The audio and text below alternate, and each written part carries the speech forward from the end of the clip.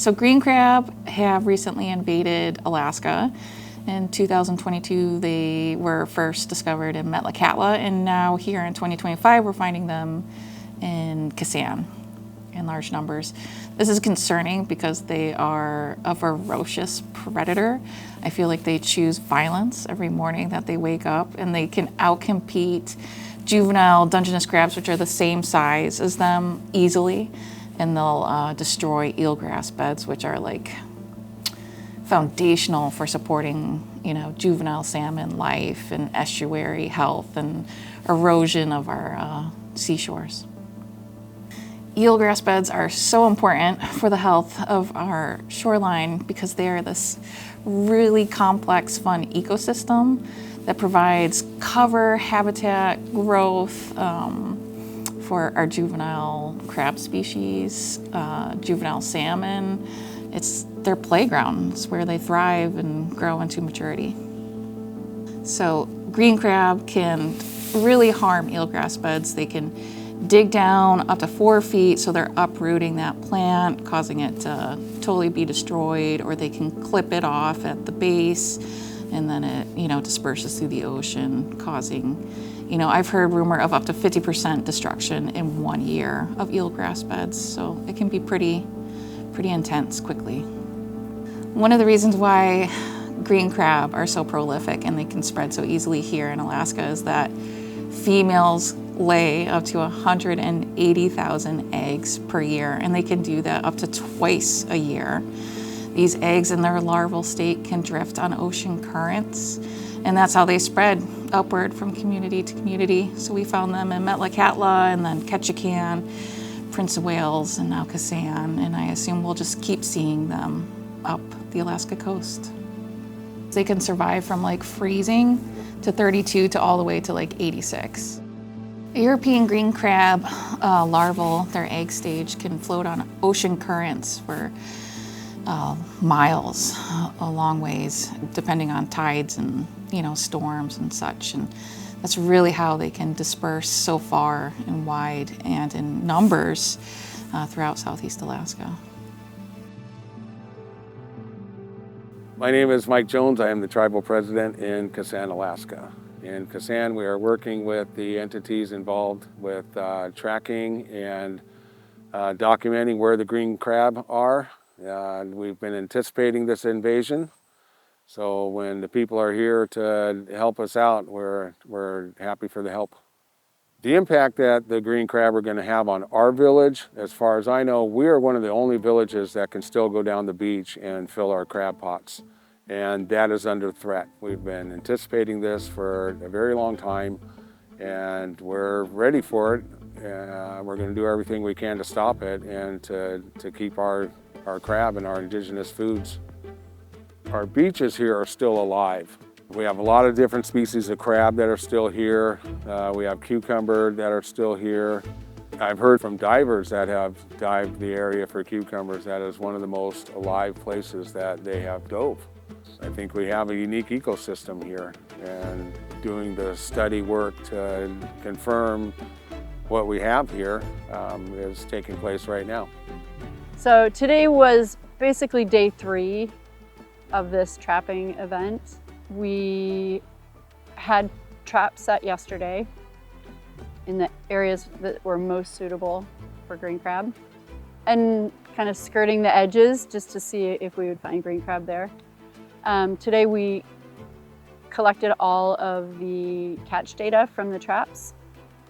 We found green crab in almost 19 or 20 traps, and we caught more than 20 green crab.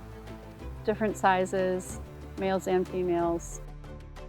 This summer, Fish and Wildlife Service, Sea Tour, Kasaan, and other POW tribes, Heidelberg, Kloak, they did a beach walk molt survey at the harbor, and they found some. And Rose from Kasaan was part of that. And then Rose has done numerous surveys here for carapaces and molts, which are the exoskeleton of the crabs.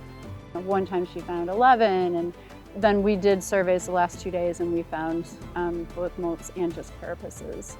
And so that's pretty good evidence that there are green crab present. Right now, Kasaan is the furthest north and on the road system. There are reports from places further north, but they're very remote and it'd be hard to do an assessment like this. So we wanted to come in, determine presence or absence. It's good to know for a lot of reasons. So collectively, stakeholders can start to figure out what we can do to deal with green crab to protect the resources that are important. And in terms of invasion, it's good to know where the invasion front is. I don't know that this is it, but it is at least this far north. Always, everywhere, report green crab. 1-877-invasive is the invasive species hotline. Even if you aren't sure, if you're suspicious that it's a green crab, report it. Take pictures, take lots of pictures, and call the hotline, or the Alaska Department of Fish and Game website has a portal where you can submit a report. If you do that, you can email me, and it says that on the reporter, so that you can send pictures. Unfortunately, we can't. Pictures can't be sent through that reporting tool. At this time, they are listed as in regulation as a banned invasive species, and so although it is allowable to collect a specimen for reporting purposes, we ask that people not collect a lot and definitely don't kill a lot. Sometimes we think we know what a green crab looks like, and then it turns out we had mistaken it for something else, including one of the native shore crabs, which is a small green shore crab that fits the description. The difference is green crab have the 5 spines on either side of their eyes and 3 bumps between the eyes. So green crab is actually kind of a misrepresentation of this crab because they come in all different colors.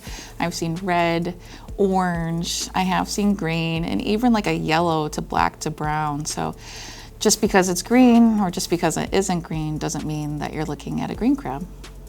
I get asked why we don't have open season on green crab right now, and one of the reasons is that they're getting misidentified, and a common misidentification or confusion with another crab is the purple shoreline crab, and it looks like a green crab, but it doesn't have that 5 spine, 3, 5, but it has like a couple bumps on the sides and just a more squarish shell. So it's important that we're not also devastating our natural crab populations with confusion of the European green crab.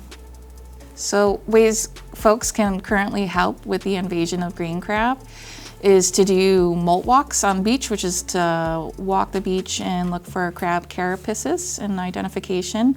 And folks are also allowed to retain up to 1 live crab that they suspect is a green crab and report it to the Alaska Department of Fish and Game invasive coordinator, which is currently Tammy Davis of 2025.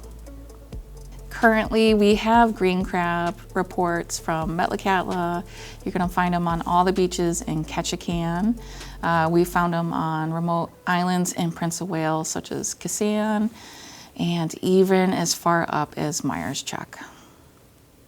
So folks looking for European green crab should target that seaweed brack line, so like upper tide line. So we're not going deep, we're not setting Dungeness crab pots, we're really looking upper tide flats. And that seaweed rack that washes up on beach shores is a great place to look for crab carapaces. So check out there.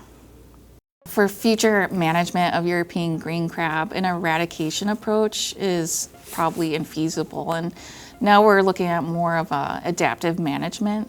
Is there areas where we can focus our trapping efforts to maintain our juvenile crab populations? Or perhaps we want to eliminate places where European green crab are breeding and target those locations instead.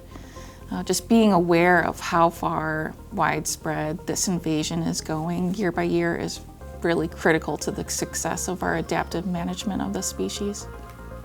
Luckily, we have a lot of other areas and communities we can look to of what their management and tactics were, whether they were successful or maybe not as intended, such as like Washington, where they went in and they trapped all these adults and left the juveniles. But when they took the adults, they also removed one of the predators on the juvenile crab. So that made an explosion of the juvenile crabs, an unintentional consequence of just going in and trapping to remove. We can learn so much from how other people have tried to conquer this invasion. Another thing that we see in other communities is invasion fatigue. So people get tired of hearing about European green crab or invasive species, but it is so important to keep monitoring and seeing how far they're spreading and their effects on our Alaskan coastline and juvenile crab communities. The help of all those entities, we're really able to come together and combine money, effort, people, so that we can get in there and do this really heavily intensive trapping event and get an assessment. And without everyone working together, it really wouldn't be possible. So for an intensive trapping event assessment, we'll go in with up to 100 traps. And what we're doing is we're setting each one, we're taking a GPS location point. We're gonna set that for a full tide cycle, and then we're gonna open that trap up, and we are going to count all the little crabs that are in there. So hermit crabs, sculpin, Dungeness, red rock, purple shoreline. We're gonna enumerate those, measure them, release them, and also count and measure and sex all the green crab that we might capture as well. In this trapping event, we captured almost 50 green crab over the 3-day trapping event. So we captured 50 crabs over our 3 days, and if we walk that back to, like, say Metlakatla, who got their first green crab in 2022, they're capturing up to 1,500 crabs a day. And now let's walk that back even further to, say, Haida Gwaii or Washington, and they're getting 10,000 crabs a day. So you can kind of get the expectation of what might be headed our way. So a good way to identify whether you're looking at a green crab or not is they'll have 5 spines on the side, 3 bumps in between their eyes, and then 5 spines on the other side. And there's no other crab here in Southeast Alaska that has that. So if you're seeing 5 spines with 3 bumps and 5 spines, take a picture and report it. So if you suspect you have a green crab on your hands, let's report it. You can call 1-877-invasive. There's a scan code that you can get off the internet, and you can also just report right online. So Google Alaska invasive and it'll pop up, the Alaska Department of Fish and Game's invasive reporter. And you go in there and you can submit all the information of where you found the crab, a picture of it. And if you take a picture, it's really great to put, like a dog leash or a water bottle next to that crab so they can get an idea of exactly how big it was as well.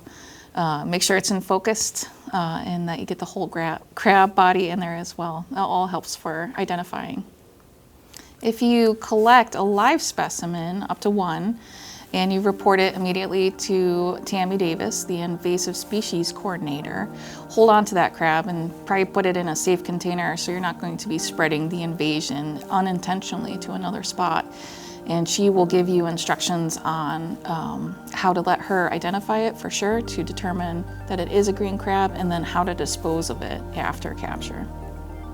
The invasion here in Alaska is new of the European green crab. We don't really understand or know what the impacts will be, but it's pretty certain that we will have some to our lifestyles.